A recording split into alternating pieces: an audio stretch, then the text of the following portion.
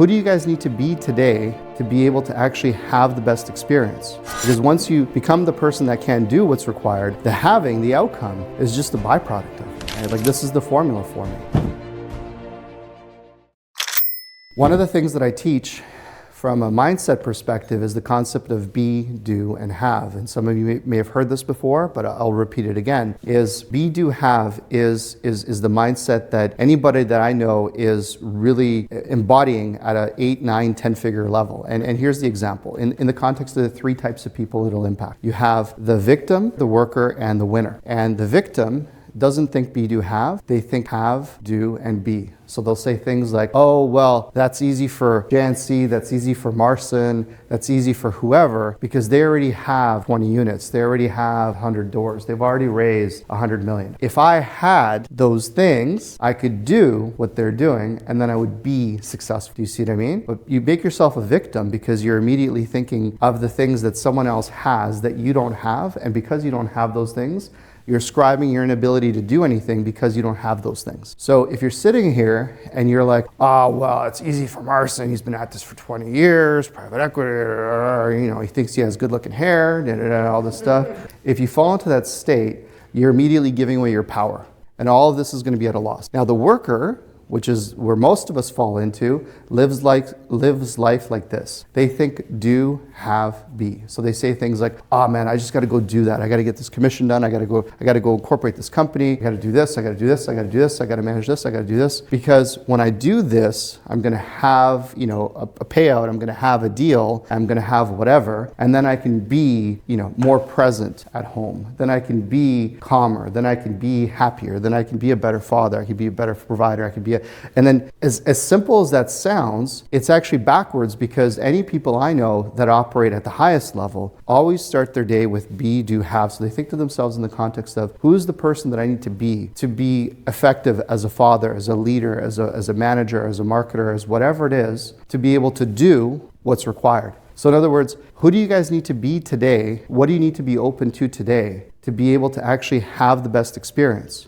And if you frame everything you do in life in the context of the person you need to become to be able to do what's required, the having is actually the easy part. It's actually a byproduct of everything else. It's a really hard concept to grasp, and I remind myself over and over again, because anytime I feel anxious or overwhelmed or like it's too much shit, it's too much pressure, there's too many things going on, we all have it. By the way, guys, when you get out of here and you do your first 10 unit, your 100 unit, first 1,000 doors, first 100 million AUM, what ends up happening is you realize that all it is a number more zeros. That's all it is. It's just one more zero. You bought your first 17 units. Now you're like, okay, one more zero, right? How do I do 107 units or 100 units? So it's just one more zero. And that mentality is the person you need to become to be able to do that. Because once you become the person that can do what's required, the having, the outcome, is just a byproduct of it. People are like, are you excited you bought this building? I'm like, no, I knew we were going to buy this building. I'll be excited when we buy the next 20. Right? Like, this is the formula for me. Right? So that's the mentality. So for you guys, depending on where you're at today, is who do you need to become to buy your first 100 unit? Just to buy your first 100 unit or be part of your first 100 unit. The next challenge, some of you in the room might be, how do I do one of these every 3 months? And then how do I build a 9-figure portfolio? Because you become a different person all the way through. The person I am today is drastically different than the kid in his early 20s who was raising capital and would drive 3 hours to go pick up a $10,000 check before the investor changed their mind. That was my state. That was my mentality. For those of you who don't know, like, the smallest check I ever got was 10 grand. The biggest commitment I ever had was $100 million. So I'll fly for a $100 million check if I know I'm getting it. Versus 20 years ago, I drove 3 hours to go pick up a check for 10 grand. I became a different person, totally different person. I have my buddies saying to me, man, you've changed. I'm like, I fucking hope so. Like, I don't want to be the same person I was 10, 20 years ago. Like, why are you trying to bring me back to high school or college or university or whatever it was? I don't want to be that. So try that next time. Somebody says to you, you've changed. I hope so. You don't have to swear if you don't want to, but I hope so. Finally, whatever you guys focus on expands, so focus on the right things. Tony Robbins says it best. He goes, too many people major in minor things. It's one of my favorite quotes for him. Too many people major in minor things. So when you focus on whatever you focus on expands. With that in mind, I'm going to give you guys some context for the rest of the day here. So I started in this business in 2008, and the interesting thing is back then there was a massive over leverage in the market.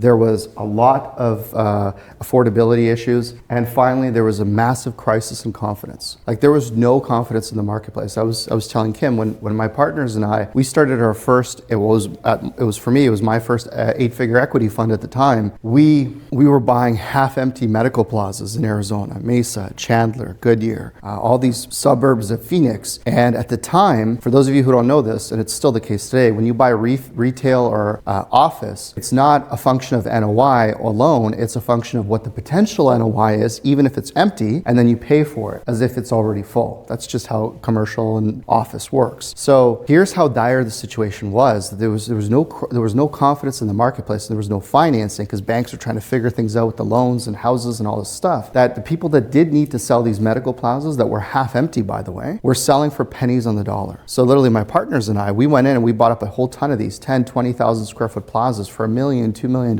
When we sold them, they were $4, $5, $6 million bucks. My only regret was that we sold in 16, 17, because if we held on to those things, we could have refied them 3 or 4 times over. But my point is, because there was such a massive crisis in confidence, we had an opportunity because we were very, very focused on what we were doing. Now, Mark Twain has a good quote: history never repeats itself, but it sure does rhyme. And I think we're about to have a repeat. We're already going through it. I'm literally getting calls from, well, first of all, I'll give you some of the symptoms. Obviously, you guys know about the higher interest rates. Like I have people celebrating on Facebook where they're like, oh man, 0.25, time to buy. I go, dude, you're underrating as shit. Like, what are you talking about? Like, how does 0.25% make your deal? It doesn't make sense. Like for you to get back to where the sellers still are mentally for your prices to catch there, you need another 2-3% reduction, not 0.25% reduction. So we have higher rates. Now the funny thing about higher rates is they're not really high, they're just normal. These are normal rates. If you look at historic 30, 40, 50 years or longer, these are normal rates. Actually, they're slightly lower than normal rates right now. 6.5, 7, you got it. Those are normal rates. And brokers who before, Zoria, when we were negotiating on the first few properties, they're like, oh no, this is our price, this is what it is, this is what we're sticking to. Now they're openly advertising discounts. 30%, 30, 40% discounts against the crazy pricing they had before, mind you, but they're openly discussing this. Brian and I were in the car on Wednesday, we were driving around looking at some other properties. You could hear the desperation in their voice. Like, you know, when somebody hasn't had a win in a while, you can hear it in their voice, like their confidence is shaken, their voice is cracking. There's a lot of that going on right now. These guys are hungry. They haven't sold anything in the last 24 months. Commercial mortgage brokers, I know a lot of guys that are getting laid off because all these guys have like a retainer that they get paid and it's supposed to true up against their commissions. They're not earning commissions because they're not financing deals. So they're getting laid off too. So all the symptoms are there, but all the smoke before the fire is like it's there. Like I just don't know when it's going to happen. It could be 3 months. It could be another 12. We don't know. The election's coming up here in the U.S., so they may try to, push that down a little further and, see what they can do with that. But ultimately, all the symptoms are there. Here's the other major elephant in the room: is there's loans that are maturing. Fun fact, in Canada as well, on the residential side, CBC of all places just put out an article where a bunch of homeowners, their mortgages, for all you Americans, you're going to laugh, but we had mortgages at 1 or 2% in Canada, residential.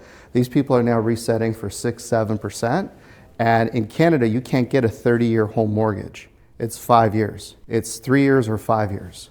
On the US side, that same thing is happening on the industrial institutional side. So here are the 2024 loan maturities projections. Multifamily, over a $250 billion in multifamily loans are maturing this year. About half or 2/3 of this is already on the table. Office is a pretty large one, retail, institutional. And on top of that, another $570 billion is for 2025 and $460 billion in 2026, roughly in the same proportion. So what does that mean? Well, I can tell you that a lot of people in the multifamily business were buying properties with high interest rate, with locked in low interest rates, longer term stuff. All that stuff is maturing now. The Burke Apartments, I caught myself, was one of the guys that literally got caught with a high interest rate loan, and that's why they became so motivated to sell. So when you have a combination of no confidence in the market, you have banks that are actually starting to become problematic because the banks, when they invest in this type of stuff,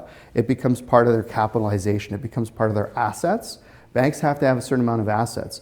So when these guys start defaulting, which they are, and the equity gets wiped out, next is the bank. I'll give you an example.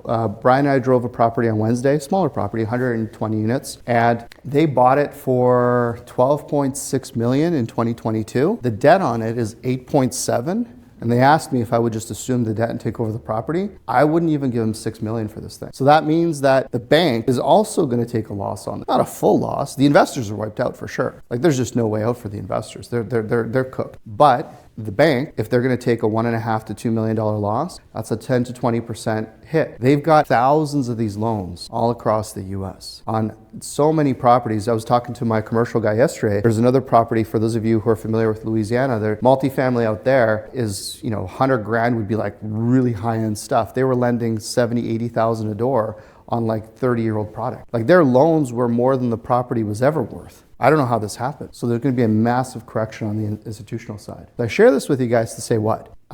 There are opportunities coming, and the thing is you have to be ready for it before it comes up, or be part of a team that's ready for it before it comes up.